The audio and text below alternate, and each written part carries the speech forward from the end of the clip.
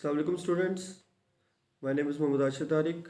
Okay students, हमने class 9 का biology का चैप्टर नंबर 2 स्टार्ट किया था, सॉल्विंग अ बायोलॉजिकल प्रॉब्लम। तो उसमें हमने मलेरिया को एज एन एग्जांपल पढ़े थे बायोलॉजिकल प्रॉब्लम के तौर पे। तो उसमें हमने क्या किया था, पहले नंबर पे जो पहली एग्जांपल थी, फर्स्ट हमने उसकी जो किया था, दो तरीके का हमने कहा था डिस्कस करेंगे, एक काजिज को करेंगे और दूसरा ट्रांसमिशन को करेंगे। तो लास्ट टाइम हमने काजिज के बारे में डिस्कस कर लिया था। अब हम आज डिस्कस करते हैं ट्रांसमिशन ऑफ मलेरिया। क्या मलेरिया जो है वो ट्रांसमिट कैसे होता है, तो ट्रांसमिशन कैसे होगी मलेरिया की, तो उसके बारे में आज डिस्कस करते हैं। तो पहले नंबर पे उसी तरीके से जैसे हमने लास्ट टाइम पढ़ा था, तो अब हमारा जो क्वेश्चन यहाँ पर क्रिएट होता है वो क्रिएट क्वेश्चन ये है, how Plasmodium get into the blood of man. कि जो प्लाज्मोडियम है वो मैन के ब्लड में कैसे आता है। तो पहले तो हमारा ये था ना, what is the cause of malaria. तो मलेरिया की काज हमने पता कर ली थी कि हमने कहा था Plasmodium is the cause of malaria. अब जो प्लाज्मोडियम है वो मैन जो है, जो इंसान जो है, उसके ब्लड में कैसे आता है। तो आज ये प्रॉब्लम को हम सोल्व करेंगे। तो इसमें भी हम वैसे सारे बायोलॉजिकल मेथड्स को अडॉप्ट करेंगे, स्टेप्स को। तो वन बाय वन हम सारे स्टेप्स को अडॉप्ट करते हुए डिफरेंट हम आगे बताएंगे। तो पहले नंबर पे जो हमारे पास लास्ट टाइम हम लोगों ने जो एक्सपेरिमेंट किया था काज ऑफ मलेरिया के बारे में, तो वो एक्सपेरिमेंट हमारा ये था कि उसमें हमने कुछ ऑब्जर्वेशंस बनाई थी। और ऑब्जर्वेशंस में हमने ये बताया था कि पहली जो ऑब्जर्वेशन हमने बताई थी वो ये बताई थी, marshy area malaria is associated with marches. कि मलेरिया जो कहाँ से एसोसिएट करता है, मार्श एरिया से एसोसिएट करता है। दूसरे नंबर पे जो ऑब्जर्वेशन हमने ये बताई थी, क्योंकि जब वॉलंटियर्स आए थे तो वॉलंटियर्स जाके जहाँ पे जब मार्शी एरियाज का वाटर पिया था तो उनको मलेरिया नहीं हुआ था। तो हमने ये भी ऑब्जर्वेशन में ऐड किया था 19th सेंचुरी की उन्होंने। तो वो ये क्या थी, drinking water of marshy areas does not cause malaria. कि मार्शी एरियाज का पानी पीने से मलेरिया नहीं होता। तो ये हमारे पास लास्ट टाइम की जो ऑब्जर्वेशन थी उनके बारे में। तो ये नीचे आपको मार्शी एरियाज दिखाए हुए हैं दो डिफरेंट टाइप्स के। उसके बाद नेक्स्ट हमारे पास अब आगे आ जाते हैं, हम इसकी ऑब्जर्वेशन शुरू करते हैं कि how Plasmodium get into the blood of man. तो उसकी जो ऑब्जर्वेशंस देने वाला साइंटिस्ट था, उस साइंटिस्ट का नाम था a king. A king a king का मतलब होता है, उसका साइंटिस्ट था, उसका पूरा नाम जो था एल्बर्ट फ्रीमैन अफ्रीकानस किंग। तो ये इंग्लिश बोर्न साइंटिस्ट था, मैं डॉक्टर था एक। तो उसने इसके बारे में बताया था कि मिले जो प्लाज्मोडियम जो है इंसान के ब्लड के अंदर कैसे नज़र आता है। तो पहली जो ऑब्जर्वेशन उसने हमें, क्योंकि ये ऑब्जर्वेशन उसने बनाकर दी थी 1883 में, और इसे ऑलमोस्ट 20 के करीब ऑब्जर्वेशन बनाई थी। और उनकी जो सम कुछ इंपॉर्टेंट ऑब्जर्वेशन, उसमें से तीन इंपॉर्टेंट मोस्ट इंपॉर्टेंट ऑब्जर्वेशन यहाँ पर लिखी हुई हैं। तो पहली जो ऑब्जर्वेशन यहाँ पर लिखी हुई है वो लिखी हुई है, पीपल हु स्लेप्ट, यानी कि सोते हैं outdoors, were more likely to get malaria than those who slept indoors. कि ऐसे लोग जो बाहर सोते हैं उनको मलेरिया होने के चांसेस ज़्यादा होते हैं as compared to those who slept inside.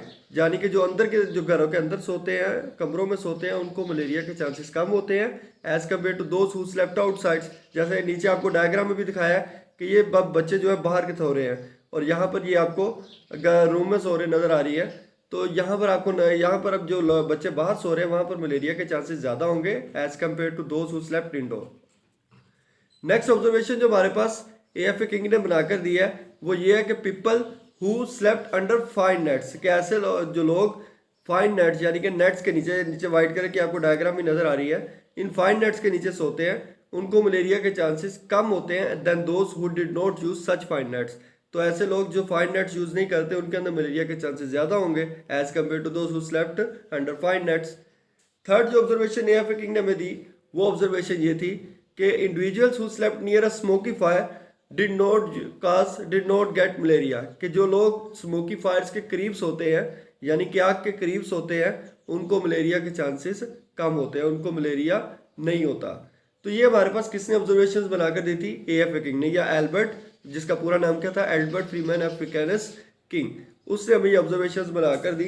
अब इसकी ऑब्जर्वेशंस की बेस पर अब इसमें जो हाइपोथेसिस बनाई गई, इन ऑब्जर्वेशंस को देखते हुए हाइपोथेसिस ये बनाई गई, mosquitoes transmit Plasmodium and so are involved in the spread of malaria.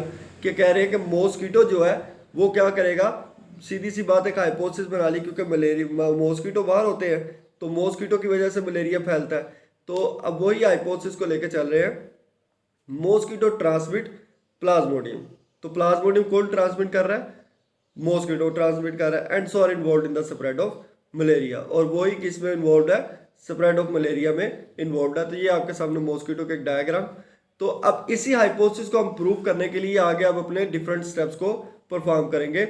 अगर तो हाइपोथेसिस ठीक होगी तो हमारा रिजल्ट भी सेम आएगा जो हमारा हाइपोथेसिस का, कि मॉस्किटो जो मच्छर है वो प्लाज्मोडियम की वजह है और वही स्प्रेड मलेरिया के फैलने की वजह बनती है। अब हाइपोथेसिस के बाद हम डिडक्शन को डिस्कस करते हैं। तो अब इसकी ये हाइपोथेसिस की बेस पर हमारे पास दो तरह की डिडक्शन बनती है। पहली जो डिडक्शन, क्योंकि इफ एंड देन लॉजिक को यूज करना है, तो यहाँ पर आपको भी नजर आ रहा है कि इफ भी है और यहाँ पर इफ भी यूज किया गया और देन आगे देन भी आगे यूज किया गया। इफ एंड देन लॉजिक को लेके चलते हैं कि अब क्या इसकी डिडक्शन क्या बनी। If mosquitoes are involve in the spread of malaria, कि अगर मॉस्किटो स्प्रेड ऑफ मलेरिया में इन्वॉल्व है तो फिर देन क्या, फिर क्या होगा। एक और जो डिडक्शन बनी, Plasmodium should be present in mosquito, तो देन फिर जो प्लाज्मोडियम है वो मॉस्किटो के अंदर प्रेजेंट होगा। सीधी सी बात है कि अगर प्लाज्मोडियम के ट्रांसमिट होने की वजह मॉस्किटो बन रहा है तो फिर हमारे पास जो मॉस्किटो है उसके ब्लड उसके अंदर प्लाज्मोडियम प्रेजेंट होगा। या फिर दूसरी डिडक्शन जो हमारे पास ये बनेगी कि if mosquitoes are involve in the spread of malaria, तो देन फिर क्या होगा, फिर हमारे पास ये ऑब्जर्वेशन आ जाएगी, अब mosquito can get Plasmodium by biting a malarial patient. तो सीधी सी बात है, मॉस्किटो के पास मलेरिया कहाँ से आया, प्लाज्मोडियम कहाँ से आया, उसके पास प्लाज्मोडियम तब आया जब उसने किसी मलेरियल पेशेंट को बाइट किया। ये नतीजा उसने अपने डिडक्शन था ना, तो एक लॉजिकल कॉन्सिक्वेंसेज है जो अपने जहन में सोच ली जाती हैं। तो अफ्रीकानस ने या दूसरे साइंटिस्ट ने उन ऑब्जर्वेशंस की बेसिस पर उन्होंने यही बताया, जो हाइपोथेसिस बनाई थी उस हाइपोथेसिस की बेस पर यही बताया गया। या अगर तो मॉस्किटो जो है वो स्प्रेड में इन्वॉल्व है तो फिर जो या तो फिर प्लाज्मोडियम जो है मॉस्किटो के अंदर प्रेजेंट होगा, और दूसरी डिडक्शन कि अगर वो मॉस्किटो स्प्रेड ऑफ मलेरिया में इन्वॉल्व है तो मॉस्किटो जो है वो प्लाज्मोडियम कहाँ से लेगा, bye biting a malarial patient. तो ये हमारे पास सेकेंड डिडक्शन बनती है। तो ये हमारे पास डिडक्शन आई है जो हमारे पास AFA किंग की ऑब्जर्वेशन थी उसके मुताबिक कि how Plasmodium get into the blood of malaria. अब हायर डिडक्शन के बाद हमारे पास आ जाता है, अब एक्सपेरिमेंट परफॉर्म करते हैं। The most important step in the biological method that is the experimentation. तो अब इसके ऊपर जो साइंटिस्ट थे उन्होंने दो डिफरेंट एक्सपेरिमेंट, तो 2 एक्सपेरिमेंट्स यहाँ पर परफॉर्म करवाए गए हुए हैं। तो दोनों एक्सपेरिमेंट्स को परफॉर्म करने वाला रोनाल्ड रॉड साइंटिस्ट था, उसने इन दोनों एक्सपेरिमेंट्स को परफॉर्म किया था। तो उसका जो पहला एक्सपेरिमेंट हमारे पास रोनाल्ड रॉड्स का वो ये है कि he allowed a female Anopheles mosquito to bite a malarial patient. कि उसने जो अब एनोफिलस मॉस्किटो, यहाँ पर कौन सी मॉस्किटो की बात की गई है, एनोफिलस मॉस्किटो की बात की है। तो एनोफिलस जो मॉस्किटो है ये वजह बनती है मलेरिया की। तो इसलिए वो कह रहा है कि उसने क्या किया, अब इसको देखने के लिए कि वाकई एनोफिलस मॉस्किटो वजह है, तो उसने एनोफिलस मॉस्किटो को बाइट करवाया मलेरियल पेशेंट से, मलेरियल पेशेंट को बाइट करवाया बाय एनोफिलस मॉस्किटो। तो जब उसने मॉस्किटो से बाइट करवाया मलेरिया पेशेंट को, तो क्या हुआ, उसने कुछ दिन के बाद उस मलेरिया उन मॉस्किटोज को क्या कर दिया, किल कर दिया। अब उसने उसके किल करने के बाद उनको जब एग्जामिन किया तो उनको उनके स्टमक के अंदर मलेरिया के जो एनोफिलस मॉस्किटो है उसके स्टमक के अंदर ये आपको सर्कल्स नजर आ रहे हैं यहाँ पर। तो ये सर्कल्स प्लाज्मोडियम के हैं। तो उसने जब उनको एग्जामिन किया तो उसको उसके स्टमक के अंदर प्लाज्मोडियम डिवाइड करते हुए नजर आए। तो ये उसने एक्सपेरिमेंट नंबर 1 में किया कि वाकई अब ये कंफर्म हो गया जो एक डिडक्शन उसने सोची थी कि if malaria spread by if mosquito spread malaria then the mosquitoes have plasmodium in their body. तो मॉस्किटो के ब्लड के अंदर फिर क्या होगा, या मॉस्किटो की बॉडी के अंदर क्या होगा, प्लाज्मोडियम प्रेजेंट होगा। तो ये एक तो डिडक्शन हमारी ट्रू हो गई एक्सपेरिमेंट के जरिए से। अब सेकंड एक्सपेरिमेंट जब उसने परफॉर्म किया, अब उसने एक्सपेरिमेंट परफॉर्म किया सेकंड मॉस्किटो ली जो थी फीमेल क्यूलेक्स मॉस्किटो। तो फीमेल क्यूलेक्स मॉस्किटो को यूज, अब एनोफिलस भी जो यूज की थी वो भी फीमेल मॉस्किटो थी।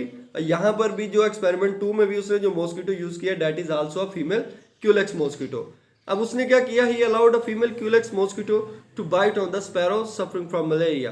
तो उसने क्या किया, जो क्यूलेक्स मॉस्किटो थी उसको उसने उससे बाइट करवाया एक स्पैरो को जो कि किस में सफरिंग थी, जिसको बुखार मलेरिया का बुखार था। अब उसमें से कुछ मॉस्किटो किल किए उसने और उनको वेरियस टाइम पर उसने डिस्कस करना शुरू किया। तो अब डिस्कस करते हुए उसने क्या बताया, अब उसने Ross found that Plasmodium multiplied in the world of stomachs mosquito stomach and then moved into the mosquito salivary gland. पहले उसने सिर्फ ये कहा था कि उसने जब बाइट करवाया एनोफिलस को तो ब्लड उसके कहाँ पर मिला था, जो प्लाज्मोडियम थे वो उसके स्टमक में डिवाइड करते हुए मल्टीप्लाई करते हुए नजर आए।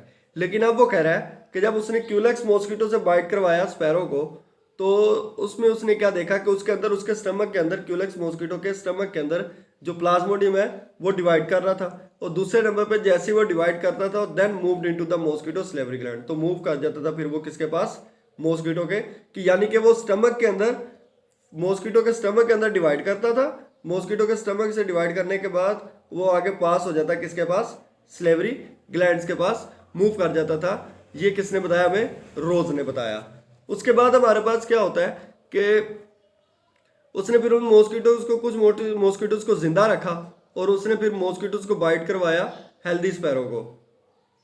जो हेल्दी स्पैरोज को जब उन मॉस्किटो से बाइट करवाया तो उसने क्या देखा, saliva of the infected mosquitoes, क्या उसने क्या देखा कि स्लाइवा जो था इन्फेक्टेड मॉस्किटोज का कंटेंट प्लाज्मोडिया, कि उनके प्लाज्मा जो स्लाइवा था, स्लाइवा क्या होता है, स्लाइवा होता है वाटर प्लस म्यूकस, म्यूकस को यानी कि थूक को जब पानी के साथ मिक्स करते हैं तो हमारे पास स्लाइवा प्रोड्यूस होता है।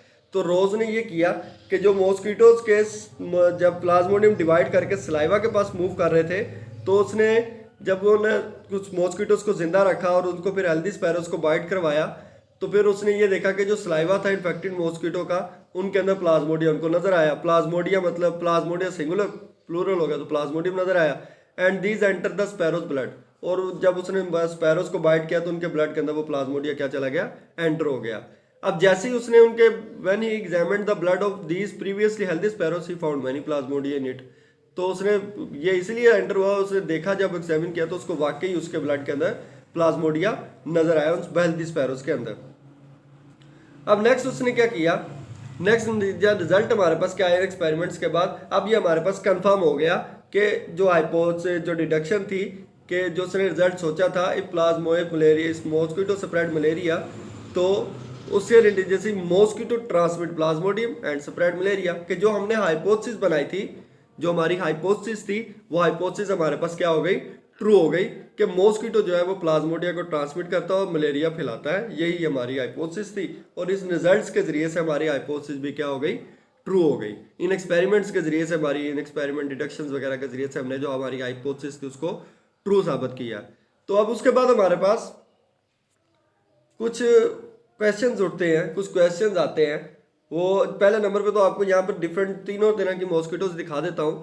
3 टाइप्स ऑफ मॉस्किटो यहाँ पर आपको नजर आ रही है।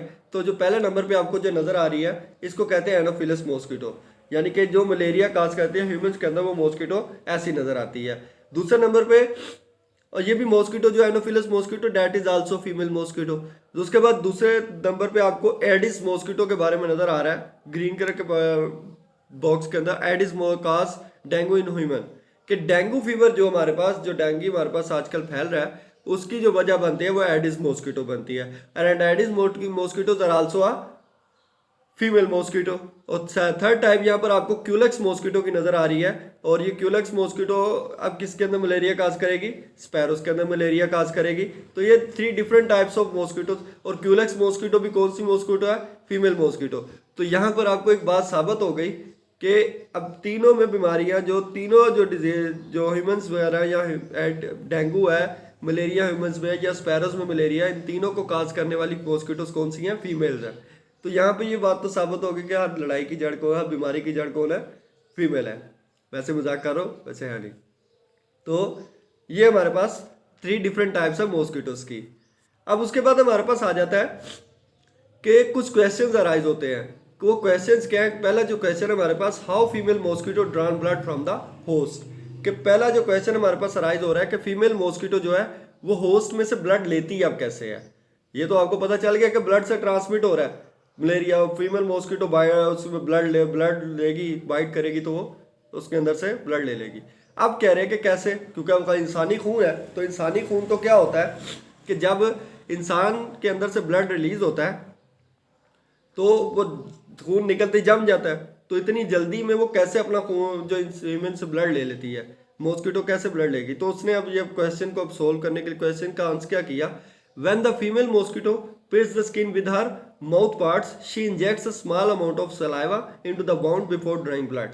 अब वो क्या करती है कि जैसे ही बाइट करती है, जैसे यहाँ पर आपको नजर आ रहा है, तो बाइट करते ही वो अपना पहले सलाइवा रिलीज करते हैं। तो सलाइवा रिलीज करने की वजह से क्या होगा कि अब वो सलाइवा उनको प्रिवेंट करेगा ब्लड क्लोटिंग से, यानी कि जो खून लिया है वो खून सलाइवा क्या करेगा, उसको जैसे ही जाएगा तो उसके फूड कैनाल के अंदर उस खून को जमने नहीं देगा सलाइवा, क्योंकि सलाइवा के अंदर कुछ खास किस्म के केमिकल्स पाए जाते हैं जो ब्लड क्लोटिंग से रोकते हैं।